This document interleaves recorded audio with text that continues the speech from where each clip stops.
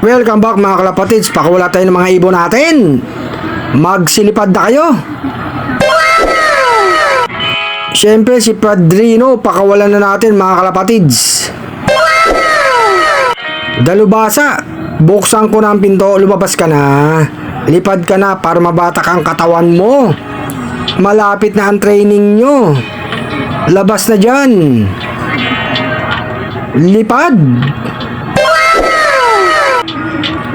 Si Black mga kalapatids, lalabas na yan. Nahiya pa, lalayo ako para lumabas to si Black mga kalapatids.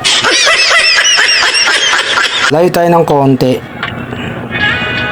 Black, lipad na. RC Stitchelbout, lipad. Ang babaeng Stitchelbout ay pa lumabas Lumabas ka na. Pinalipad ko ng mga kalapatids. Ay na yung mga ibon natin. Kumuronda na mga kalapatids. Andito na si Padrino mga kalapatids. Siyempre, siya laging naunang pumasok. Bumabara ako pa. Pasok na Padrino. May pagkain at saka tubig na dyan. Pangwalay ang ibon talaga mga kalapatids. Uminom ka na dyan. Sara ko na yung pinto.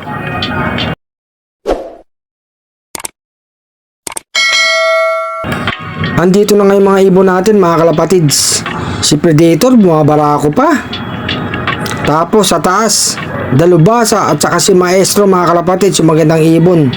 Gustong pumasok, andyan kasi si Predator, ginugulo mga kalapatids. Mamaya magsisipagpasok ko na yun, may pagkain at saka tubig na sa loob mga kalapatids. Nakaronda sila. Yung magandang ibon nakapasok kahit nandyan si Dalubhasa mga kalapatids.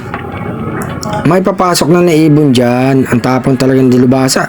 Hinabol si Maestro. Si Predator nandyan mga kalapatids. Ito mukhang papasok na to mga kalapatids. Papasok na yan. Andyan na yung magandang ibon sa loob. Ito nga pangalawang ibon. Si Predator pumasok na. Si Maestro mukhang papasok na mga kalapatids. Tumalong ka na Maestro nang makakain ka na. Tumalong na mga kalapatids. Ito naman si Batik. Susunod na sa kapatid niyang si Maestro. Talo na Batik.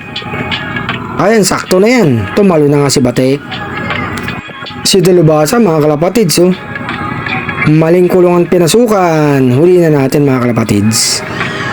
Ipasok na natin sa kanyang kulungan para makakain na at makainom. Diyan ka na. Eto naman ang babaeng ibon mga kalapatids. Talo na. Ayan, sakto yan. Tumalo na mga kalapatids. Yung mga ibang ibon natin, tumutuka pa yung iba. Tapos ang kumain mga kalapatids. Tignan natin sila mga kalapatids. Ayun, iba na sa taas. Eto nga sa Arcelor, magandang araw mga kalapatids.